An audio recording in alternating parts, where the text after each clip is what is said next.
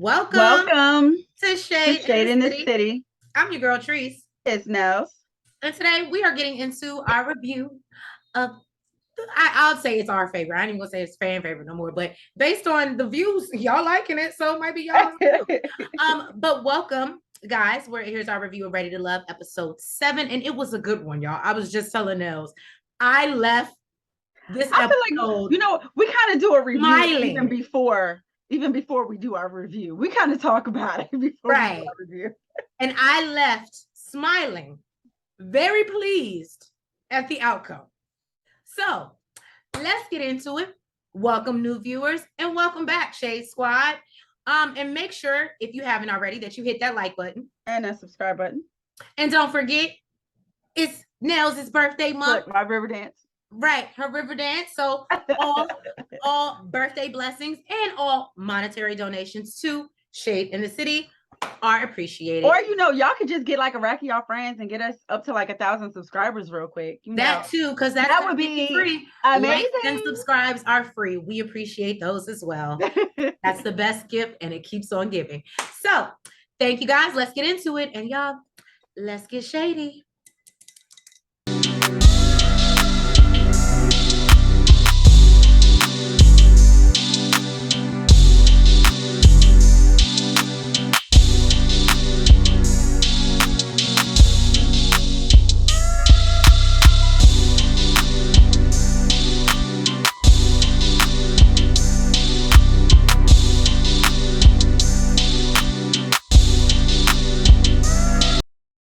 The ladies are walking into the ladies' lounge, and they have the power this week. So some dude is going home. Now, Tommy tells them that he wants them to get an outside perspective. So he wants their friends to meet their beaux. You said what? You want to meet their friends or have them meet the friends, the best. Yes. He wants that real, direct, honest opinion. And of the guys, because they know the friends gonna listen. Now, Trinika said that she's concerned because one of her friends can be a real nutcracker. Nephew Tommy tells them not to take this lightly, and he lets them know he'll meet them back there at the end of the week, and then basically they'll be picking one of the men to go. So then we start off and we see Jamala J, and she plans on introducing her friend Melissa, who's her sorority sister, and Ashley, who's her sister without blood. And she tells them that she wants them to meet Ra Ra. And they feel some type of way that this man already has a nickname. They're like, oh, you like him, huh? So Randall said that he's excited to meet, Jay's friends. And he feels it's important to meet the people closest to her. He feels like her friends should be his friends because, he wants to be in her element. So I said, okay. We know that. Go ahead, Ra. So they, want to know a little bit about him. And obviously we know that he's from DC, born and raised. Melissa questions whether he was like running from anything in DC, whether he was running from like a crazy ex and he's like, nah, nothing like that. He had a great life in DC. Right. Now, Jay wishes she would have asked that question earlier. She was like, but that's why my girls are here because, they got me. Now, Randall says no, basically, then she asked if he played any sports. And he was like, he's like 6'5". Right. And he's like, basketball. You're like, and then Jamala's like, well, can't you tell? And then she's like, well, no, some people got the hype for no reason. And that is so true. And he says, it feels kind of weird, but he does let them know he has 2 connections because they're going to find out anyway. He wants to be honest, especially if he plans to be around. Right. Okay. Be honest. He says he likes Jamala, though, on a romantic level. Yes. And she's like his best friend. Right. That's my best friend. I want you around all the time. Oh, that we were on 2 totally different songs. What was you singing? I said, that's my best friend. That's my best friend. No best friend. Okay, so he's a dude, so I did 50. Okay, I guess that was... Trace. I guess, Jesus Christ. Well, Jay says him saying that gives her butterflies. I started to sing something else, but where are you going? Where are you going with this? It gave me Alicia. So yeah, we're Your jukebox is not tuned in. Your jukebox is not tuned in. But they both basically say like if it just feels right. It feels right. He's walking out to the car. They're on a level where they just kiss goodbye like it ain't nothing. Just it looks real comfortable. It looks real comfortable. Exactly. Like she's saying bye to hubby or something. So Jay, she goes back inside to catch up with her friends and see how they feel about him. And Ashley said she likes him a whole lot, as well as her friend Melissa. All the ladies agree that he just comes off as a genuine person. And now that he has met her friends, she feels like, like they're better connected. And she's super excited that, everything is going so well. Yes, that they actually. However, she does know that Randall has strong connections with some of the other ladies. We ain't gonna say strong, but he has other connections. No, she said she used the word strong. She don't know. We watching. I was just saying we know, but she said it. She don't know. She just assuming. We watching it, girl. That's true. Then we hop over to Mother May I, aka Katie, who is having her line sister Ching. Can I just say, I actually really like Ching. I feel like I would want to hang out with Ching. She's like, I feel like she's my type of chick. Super cool. I like her. Yeah, and very straightforward, no punches. Like shout out to Ching. Yeah. Anyway, so she's gonna introduce her to Swayze. She said that Ching is notorious for being out of the box and saying what comes to her mind. Now, Katie feels like she'll be able to get to the bottom of some things that she hasn't been able to figure out. So when Ching gets there, without him getting offended, important. So when Ching gets there and she asks her what's going on, she's like, I need you to do what I can't do so we don't get offended. And then Ching's like, oh, so what we normally do. In that moment, I thought of me and you. I literally did. It was like, oh, so we just gonna do what we normally do. Oh, okay. So I'm gonna be the bad cop, you be the good. Oh, okay, that's what we're gonna do. I'm gonna let y'all know though. Listen. She's more the bad cop. That's why I was like, this is what we do. She's more of the bad cop. For me, you gotta show me some shit to make me the bad cop. Tree starts off, she's bad cop already. I'll have a man not want to quit you. Real talk. Like real talk. So Swayze feels like him and Katie are getting along well. And, meeting one of her friends, he hopes that he can learn something about her that, she hasn't shared with him as of yet. That makes them better connected, make him like her even more. Right. So she starts off, he gets there. She starts off by letting Swayze know that Ching has heard a lot about him, both good and bad. And I was like, why would you set it up? I think we saw this at the DC season. I was like, why do you set? Because I'm that friend. If you set a man up like that and I'm already coming for him, it's a wrap. He's confused. He's like, what bad stuff? Right. He's like, what do you mean? And she's like, well, everybody has, bad things, Swayze. I don't know. I wouldn't have said it. So then Ching So Ching tells him that he's very confident and then asks whether he's a serial app dater. And I thought this was a very interesting question. Swayze is like, he's been on the apps. I guess he's been on there for like 3 years, but he was like, he's been single for 3 years. Mm-hmm. So Katie has said she had no clue about the apps. We learned that's what. Ain't he a fireman? Yeah. Right. Mm-hmm. He's okay. Serial dater. Now Ching asks, what drew him to Katie? He says, well, look at her. And Ching is like, okay, that was cute, but we're in Miami and shallow. Beauty comes a dime a dozen here. So he says that she is his type, and then she goes, well, what is your type? Everything. Ching is my girl. That would be me. Everything. He's like what, nigga? You for everybody? He for everybody. But now let me tell you something. The answers that he was given would have definitely made me bad cop. And then, well, not when he said any type. That was I have it written. It says any type. So how is she your type if you don't have a type? So then Katie questions this response because she says, I'm not even Latin. Now, Swayze says that doesn't matter. He didn't say he only liked Latin women. Ching asks if he's primarily dated Latin women, and he says no, but in the past 3 years, yes. Mm-hmm. So Ching calls him out and says, so in your serial dating phase, all you dated was mostly non-Black women. Mm. And she feel like that's a red flag, yo.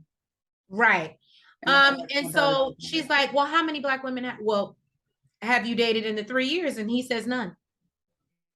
So he said he was trying to learn to branch out and not be one-dimensional. Expand his horizon. I don't think it's because I'm the type to say I don't have a type, right? So I don't see anything wrong with saying that I don't have a type. But what I'm not about to say is that you're my type, or I like any type, but I don't have a type. What? So you right? So no, Swayze at this point starts to feel like Ching is being super disrespectful. He actually said that she was getting on his nerves. Yeah, and Ching basically said that the red flag is just it's flying high. So he feels it's weird and awkward, and he actually gets up and tells them he's leaving. Swayze tells her, she can have her own opinions. She lets him know she hasn't even formed her own opinion yet. You better leave Ching alone. Swayze is visibly bothered, leaves, and then Katie is still laughing at this point. I think that she thought that it was still a joke, but knows that he's very mad, and as she follows him out. I think she wasn't trying to be embarrassed on camera. I think she knew that it wasn't a joke, that he was upset. Right. I think she actually said that she could see him fuming. And then she reiterates before he leaves, well, you did say you didn't want to date a Black woman. And he says that he's upset by this. He says in confessional, he's upset by this because one, his daughter is Black. The mother of his daughter is Black. His mother is Black. So I can. And he said and really he just said it was a bald-faced lie. Well, bald-faced lie, and also too, when we live in this environment where so often we do see, not that there's anything wrong with that, I'm all about mixed love, but so often we do see our Black men go date women of other races, and we often feel like they don't appreciate the Black woman. He doesn't want to be portrayed on TV like he doesn't value the Black woman just because he dated outside of his race. Obviously, the mother of his child is Black. He came from and I can appreciate him saying that in a confessional, because that's why he didn't like that when she said it. Because it was like, no, you're trying to make me like I'm that guy. Like, oh. And on top of that, boo, I'm sitting at the table across from you, a Black woman. Well, I don't know. I think Mother May I had it wrong, and she went chasing after him, and he basically tells her he don't have to deal with this shit. And she says that they'll just sucker shit. Oh, he said sucker shit. He said sucker shit. All right, so we see our girl Trinika. I got my Trinika hair on today. Now, what it is. That's my Trinika hair. That's what I'm gonna call her, Trinika. Trinika. So, she is with her friends. It might be the same thing. What'd you say? I said it might even be the same thing. Right. She is with her best friends, Dr. Bridget, and her favorite, Pilot Jessica. I said, okay, talk about with these successful besties. Boss ladies. Let's not call them. Now, he lets them know that she's invited 3 gentlemen out to come meet them today. She says that she needs another layer of discernment. Although she's good with using that with everyone else, apparently she's terrible when it comes to herself. I understand. Especially choosing justice. I see it. Girl. Now, LJ is the first to arrive, and they like him for his pink shirt. They're like, okay, pink, yes. So, first question for LJ, and I love her homegirl. What's her name? Jessica comes out with the cards. It's Jessica. Look, she's like, it's the interrogation time. Jessica was right. And LJ is like, oh, you prepared. She's like, oh yeah, I had so many questions, I had to write it down. So her first, I was waiting on this day. Okay. She's like, her first question for LJ is, will you be her shield in her time of need? And he's like, of course, because he thinks the man is supposed to be the protector. And I can believe in that, especially because he's from a island Caribbean background. Absolutely. That's kind of normal for them. So I believe that. I was like, okay, good answer, LJ. She was quick with it. She was like, question number 2. Right. Where do you see yourself in 5 years? Now, he says he wants to see himself being a millionaire with a beautiful lady. I said, that was a real cute answer, because you ain't really, you can see yourself, but see me, I'm that friend. I'd be like, okay, that's great, but how are we getting to the million? What are we doing? What steps are we taking? You couldn't have just gave me that as an answer and then talking about, but I want to bring nails as my lady on the Because side. he has finger trace. He's an artist. If that's how he's gonna become a millionaire, then I'm gonna really need to see that plan.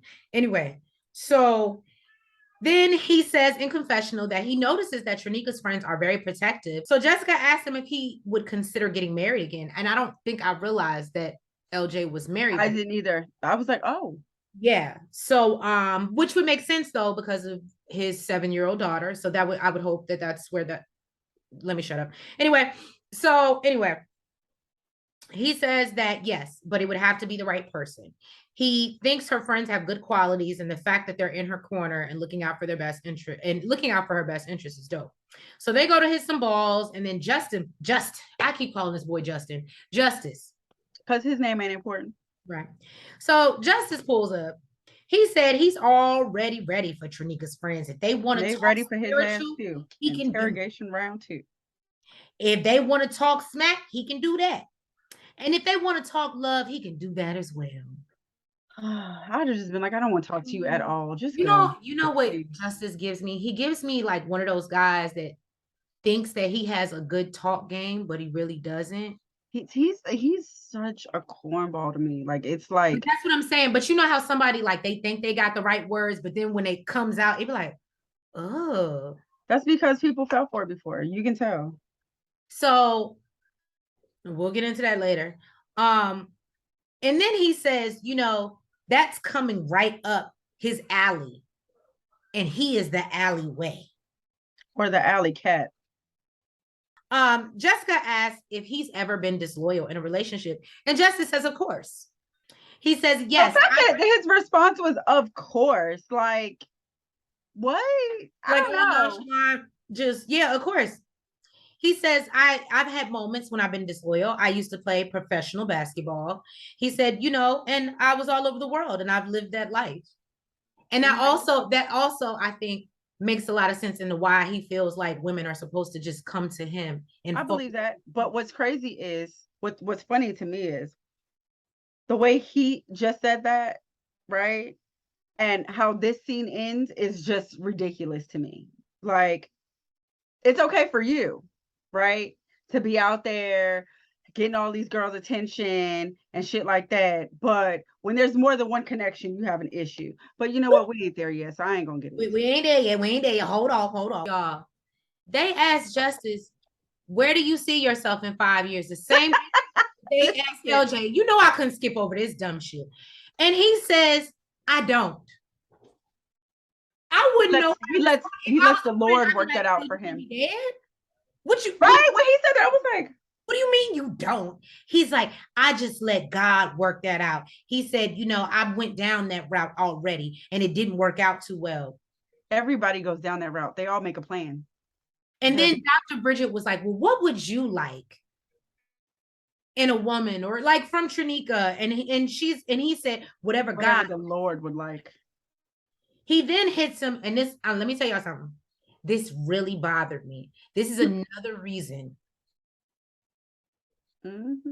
This really bothered me. I told you. Because one, I'm a very spiritual person. 2, because I know Jeremiah 29:11 very well, because I used to read that scripture and I actually used it when I made my birth announcement about my son. So for someone to use that bullshit and use spirituality to that was like, we'll get there. But like her friend said, it was disgusting. It was like FBE to the 10th power. Right. You gonna use the Lord in your energy? Disgusting. Look, you know what? I'm just like the friends. I smelled the dog shit from a mile away. So Justice feels like his vibe with Trinika's friends was dope. Clearly, he does not know how to read a room. Right? You are delusional, sir. Went very high. Y'all, can y'all see that Justice does not live on this planet with us? Because the fact that he couldn't read the room and see that conversation was not dope, nobody was feeling that, in his mind, it went well. What conversation? Maybe he needs to watch it back. I would love to see at the reunion after he watches it back. And you know what? There's no point because it's justice, and he's not gonna. He lives in his own. Whatever. I'm just. It irritates me. Anyway. Then Randall shows up, and this is where we find out that he's actually 6'5". I had no idea that this man was so tall. So he got this big. You're not gonna talk about how Trinica was being nasty with LJ? Okay, I ain't write that shit down. Oh. We know she a flirt. We know she like say, it was giving ready to. I think she said, what did she say? Like something about hitting it or what? No, she was like, oh, and she go deep or something like that. The ball deep, and he was like, oh, so you like a little force? And she was like, yeah, I like. Force. And he actually did make the ball go deep. And she was like, see, so all I got to tell you is to go deep. I said, Trinica. It doesn't shock me anymore. It does not shock me anymore. I'm not ready to. Okay. That's what it's given. That's what it's given. Okay. Randall. So yes, with Randall, everybody's sitting down at the table. Bridget asks him if he's a ladies' man, and he says, well, he can be because he's friendly and he can talk, especially when he's single. I can see that actually. Mm-hmm. Jessica might be that DCN. DC or Miami, child. Look, either way. Might be both. Way. Okay. It might be a melting pot. Right? He done picked up some traits from and did he play ball too? He played ball too. So look, okay. Ain't nothing like justice, but go ahead.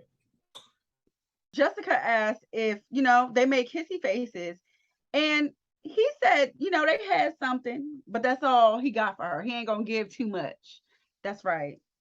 That's right. Don't kiss and tell, boo.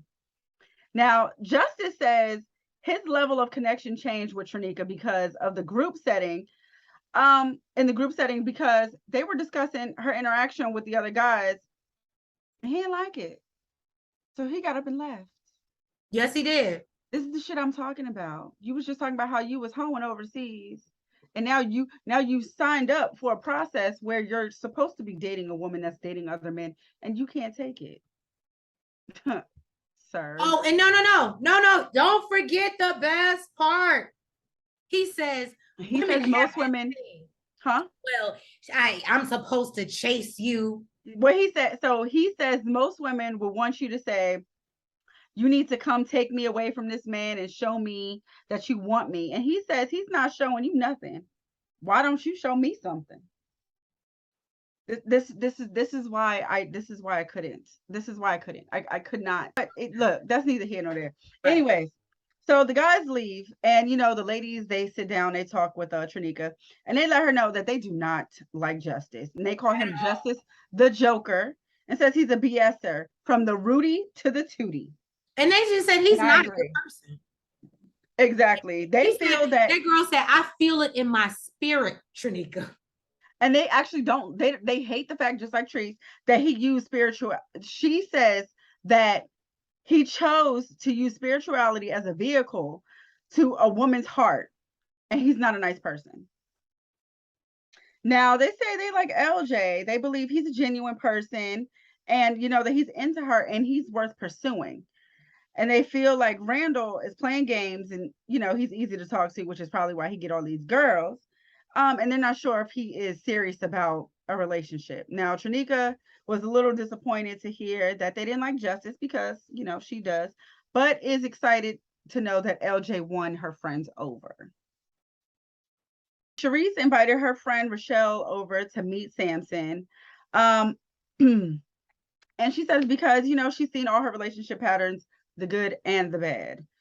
And she tells her that, she needs her to find out how serious he is about her. Now, everybody is loving Samson. He is just being greeted at the door. Amazing. Smiles, paws. Okay, he is loved walking into the house. You said what?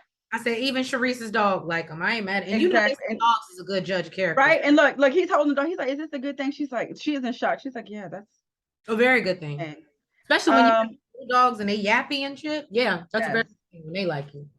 Now, Rochelle asked Samson what is his expectations from the journey, and he said he would love to be married and be engaged within a year. Now she asked, Samson, I love that you know what you want. Put that in the universe. him, you know, what prompted this? Like, why do you want to get married? Like, you know, and he says, do you know how old I am? I'm 48. And you know, she makes a joke that, you know, he held back all his juiciness for all these years. And he says, not at all. This is like he did not hold back none of this juice. He says he is Sam the juice man. I said, all right, Samson. You know, Samson, he's got to go. And he says that, you know, he left with a sense of hope. And he really felt that Rochelle was a woman of integrity. And maybe one day she could be at their wedding. Okay. Now, clearly he won Rochelle over. Okay. She says that Nancy he is on point. Okay. Yeah. And Cherie says that he is ready to love. She feels like they're both ready to love, and says that he could possibly be the one. We get into our girl, Issa, aka Kayla. Now, and shout out to Kayla, because you've been popping up on my feed, girl, on YouTube. Like suggested videos to watch. Because you know she's they say she's a media executive, but she has her own YouTube channel. So shout out to Kayla. That's who we were talking about in the very beginning of the season, that we might have to check her out. Yeah. Yeah. She's starting to pop up on my suggested feed. But anyway, she says Kelly knows. Oh, she gets with her friend Kelly. I'm sorry, I'm skipping over stuff. So her best friend Kelly is coming with her. They're going to sit down and meet with Mike and Randall. She says that Kelly really knows who she is. And she also knows what it will take to make a relationship last. She says she wants her to meet them and see if she needs to readjust. Now, Kayla tells her that Randall's very quiet, and Mike is very different. And he's funny and they laugh a lot. She says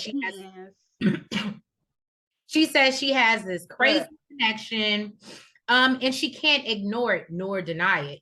She then tells Kelly Mike does have a connection with someone else, though, and Kelly tells her that that's a red flag, and asks Kayla if she's ignoring the red flags. And Issa, you're ignoring red flags, baby. Now, Mike shows up first and says he's not sure where their connection together is going at this point. He knows she still has a connection with Randall, and he needs to address that with her. Am I the only one that got the feeling that he was coming here to make it known that he's no longer into her? I didn't feel that's the vibe that I got throughout. It seemed more like, even when he said Randall's your guy.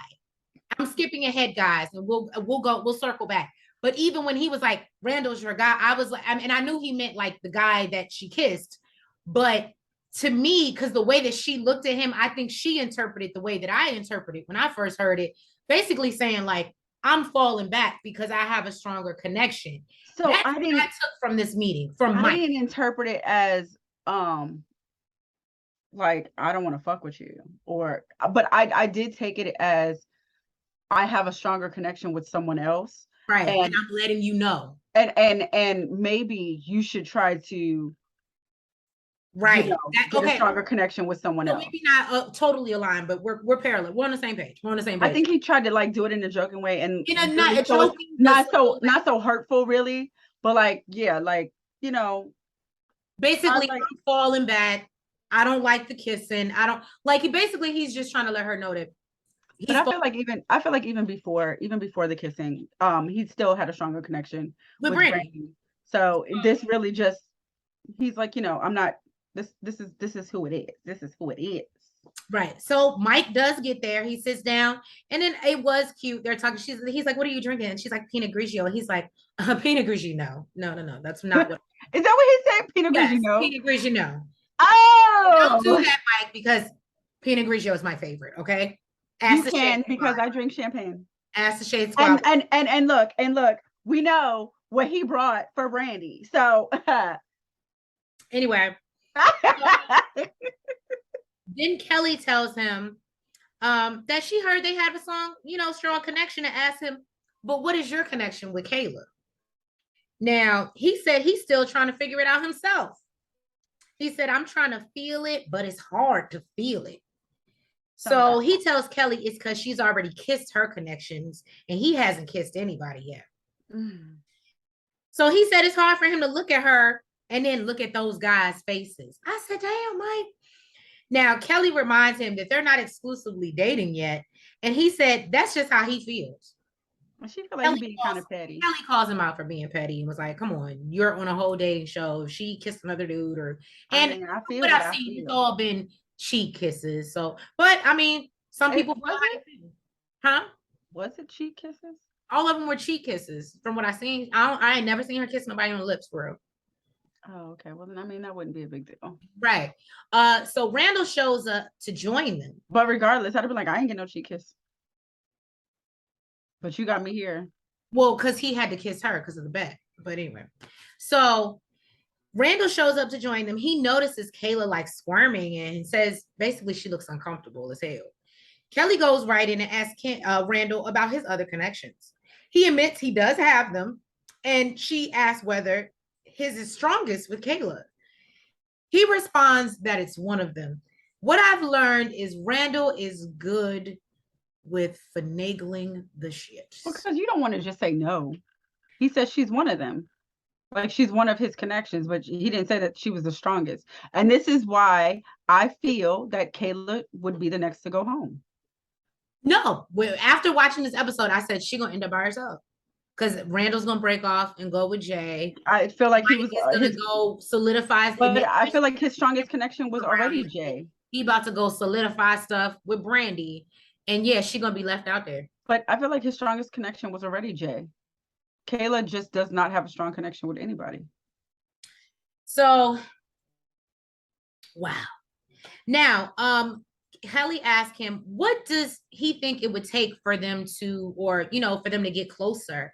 And he says time uninterrupted. Apparently they've only been alone once.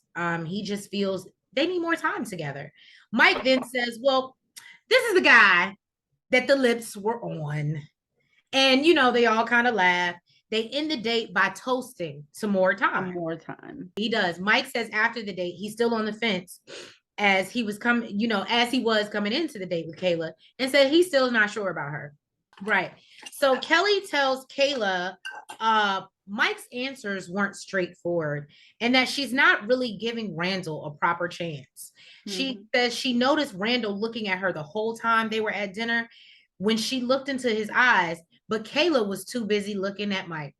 I said, well, damn. So basically, Kelly tells her that she needs to, and Kayla actually starts to get emotional, and Kelly, because she tells her she knows she likes Mike, but she needs a guy like Randall.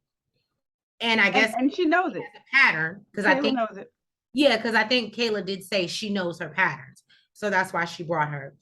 So yeah, but she tells her Randall has her vote, and I was like, well, little do you know, ain't nobody voting for Kayla, unfortunately.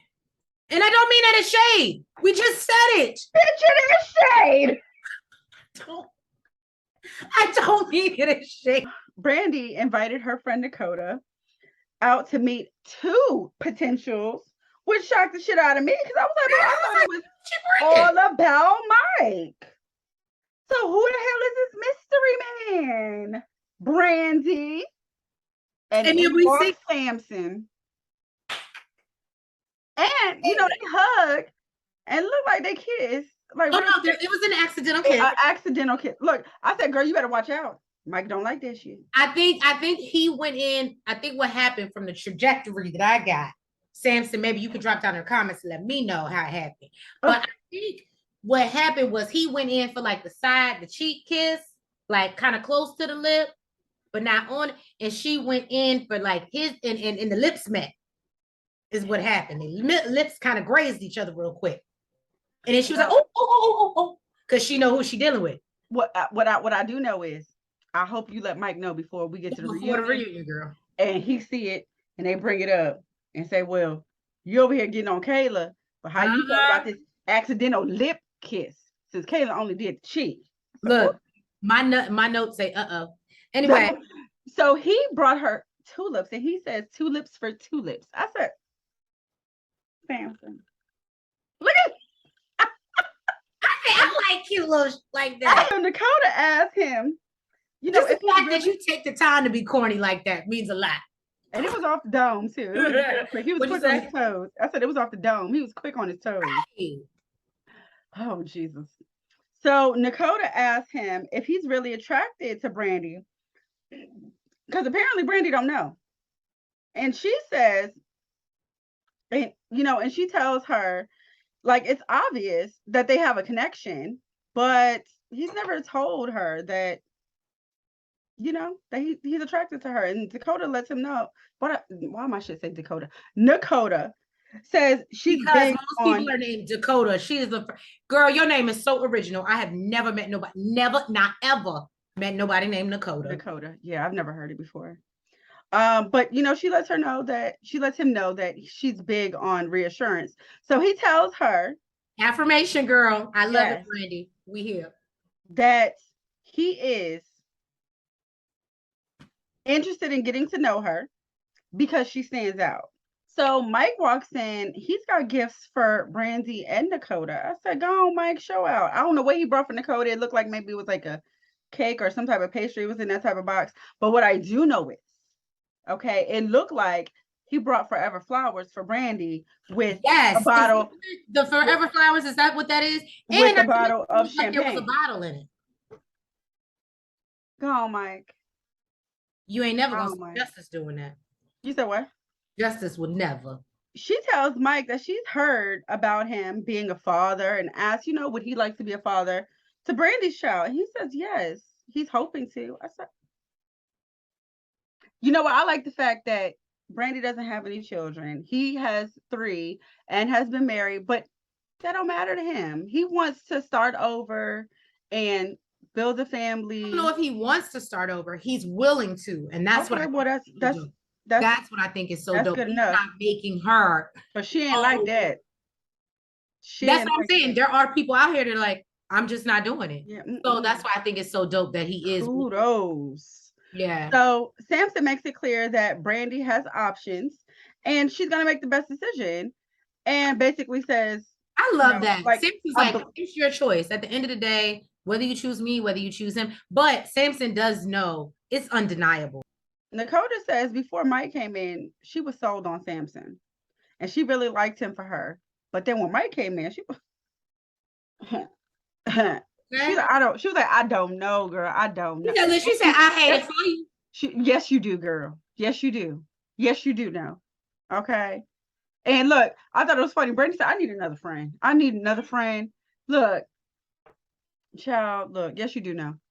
So Looney brings her homegirl, Ebony, and she wants her to meet Justice and LJ. Now, sorry if I sound irritated because we got to talk about Justice again, and it's not about him leaving this process. So yeah, she tells her to sit next to her so they can grill them together. Now, Justice arrives first and says he feels good because his biggest connection is Looney.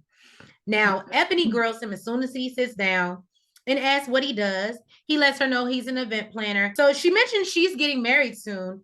And he lets us know he does weddings, bar mitzvahs. She thinks this is cute, and she's kind of liking Justice. Now, Ebony asks Justice, when does he require sex? He says, I don't think about sex. Sex is already talking to me. He says he can have sex in multiple ways. He says he doesn't have to touch you. He can just look in your eyes as he's giving the friend googly eyes. He says, so it happens right away. Boy, bye. You just, oh. So Ebony talks about men wanting and expecting it, and he says his vibe is a bit different. So LJ arrives and immediately feels at a disadvantage because they've already seemed to be having a good conversation. Then Ebony immediately asks LJ the same question about sex. He says he's an island boy. They've known for them high sex drives, okay? She asked him if he'd be willing to wait 90 days.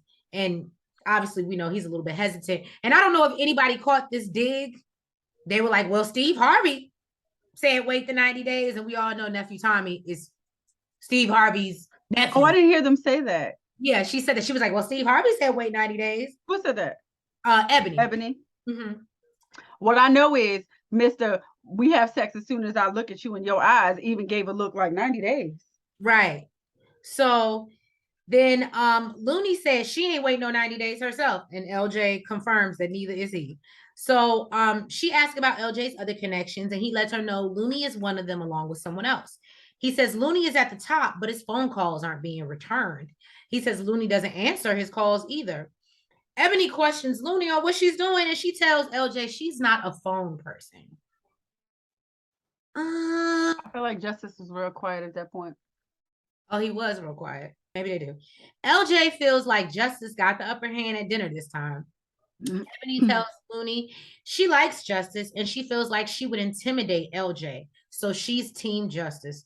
Girl, please watch the show. And then I want your reaction on the reunion. Or matter of fact, please, I hope you watch this review and then slide in our DMs and tell us if you still feel the same way after watching all this footage of Justice. Okay. Now, the ladies shared their experiences with introducing their friends to nephew Tommy, because we are now back in the ladies' lounge. While Trinika is sharing her experience with her friend about Justice, Kayla says they didn't need her friends to tell her what the ladies already knew, that Justice was an asshole and he's arrogant. Looney is in the confessional telling us she feels she did too much just because Justin ain't trying to float her way. Okay. Now, Looney, you just need a different type of friend to show you what narcissism is. Yeah. Tommy gets Katie in and talks about how he gets to Katie in and he's like, so how was your date? And she talks about how the date with Swayze and Ching was very combative. As Tommy wants more info, she says she doesn't want to talk about it until she talks to him. So clearly they still have not spoken. I don't know how many days there was in between this, so let me not make it seem like it's a lie. Sharice jumps in and says she got a call from Swayze. I said, why would Swayze do that? Do you understand? In her. So basically, Sharice says that Swayze called her saying that he was attacked. Sharice tells Katie and he couldn't understand how she said that and brings up what Katie said about him only dating Latino women. She brings up the fact his daughter is black, his mother is black, his mother's daughter's black. And Katie cuts her off and just says, okay, because I would feel that way. Don't tell me nothing about them I'm supposed to be dealing with. I don't like stuff like that. So Sharice said Swayze was super upset and felt his trust was broken. Now, I feel like this was also payback for what happened with the Zoe situation.